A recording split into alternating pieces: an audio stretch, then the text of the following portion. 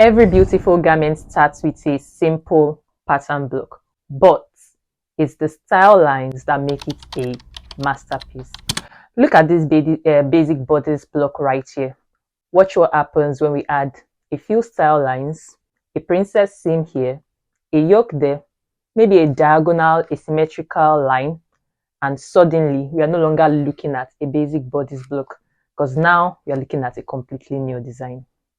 And that's why in today's video, we'll be talking about style lines and design development and how designers turn technical structure into creative fashion statements. So what exactly are style lines? Style lines are the visible seam lines or panel shapes that define how a garment looks and how it moves. They can be functional, meaning they give the body some shape, and they can also be decorative, meaning all they are there for is just to add some visual interest or direction to the design. Now let's look at some examples. Here is the princess seam line, which follows the curves of the body and gives it that sleek fitted look. This one here is the empire style line, which lifts the waist and elongates the figure. And here is a yoke, which separates different sections of the body for structure. And this is often seen on shirts and skirts. I don't know if you've seen this before, but you usually see it on skirts and shirts. Then we have asymmetrical seam lines, which give a modern edge to your design, and panels that allow for color blocking or texture contrast. Now, here's something cool you may not know.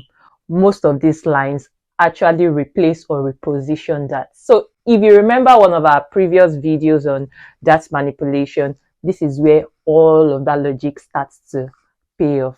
Style lines are design decisions built on drafting foundations. Now let's talk about how designers decide where to place their style lines when designing. First one is the silhouette goal. Ask yourself, do I want to elongate the figure? That is, do I want to make the person wearing this design look a bit taller, or do I want to add some fullness? That is, give some volume to some parts of the person's body or make them appear slightly fuller, or do I want to create a shape or structure to the design? So you think about all of this, whichever one you eventually decide on. Just remember that each line you draw changes how the eye reads the final garment. The second goal to consider is the fabric type. Some fabrics drape softly when sewn, while others will hold the shape of the design. So whatever style line you want to create, you should factor in the kind of fabric, how the fabric behaves, and how your style line can support the behavior of that fabric. A princess seam, for example, works beautifully on structured fabrics like cotton, satin, or linen. But if you are working with chiffon, you might want to go for softer lines like gathers or panels that will flow with your style line. Now, the third and final goal to consider is the aesthetic balance. Think about it, guys. When someone looks at your design for the first time, where do you want their eye to instantly travel to? A diagonal line can create movement to your design. Vertical lines can slim or elongate the figure.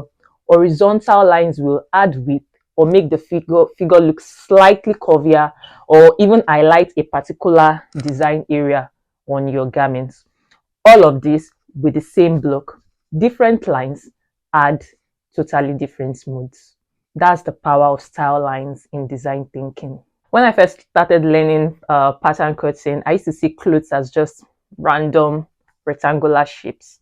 But once I understood style lines and how they worked, I began seeing more structure when I look at designs. Like every seam I noticed on a dress suddenly started making more sense. I could tell that, oh, that's a princess style line, or maybe that's a bustier style line, or when it's a yoke cut. So when I just look at the design, I know what it is I'm looking at. It felt like I just started learning a new language, which is technically the language of design. So guys, understanding style lines will also give you that same insight, together with the ability to read garments and create your own design with intention. Now let's take this basic bodice block again, for example. Now watch as I sketch in a princess seam. It's still the same block, guys, but it now has a fitted, elegant dress base. Now, if I add a diagonal seam from shoulder to waist, suddenly it's now more modern and bold. If I add a yoke, it becomes more sporty or classy depending on the type of fabric I use. Add panel lines for color blocking and it's now more high fashion and graphic. All of this from just one simple block. No measuring, no cutting, just design logic and creativity at work. This is where technique meets imagination, and style lines are what make your blocks and pattern designs truly yours. So if you are ready to start experimenting with design development, make sure you've got your basics covered. Download my free pattern drafting essentials checklist. It's a one-page guide with the key tools and principles you need before diving into creative design. The link is right below your screen. And if you're ready to go deeper to actually draft your own foundational block so you can solve the problem of fits from the scratch and also design with confidence, my private course walks you through everything step by step. And once you've got your blocks, you'll have the power to bring any design idea to life. The link to my private pattern drafting course is right above your screen for you to learn more about it.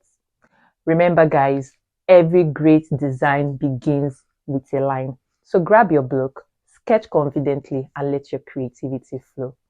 Thanks for watching, and I'll see you in my next video.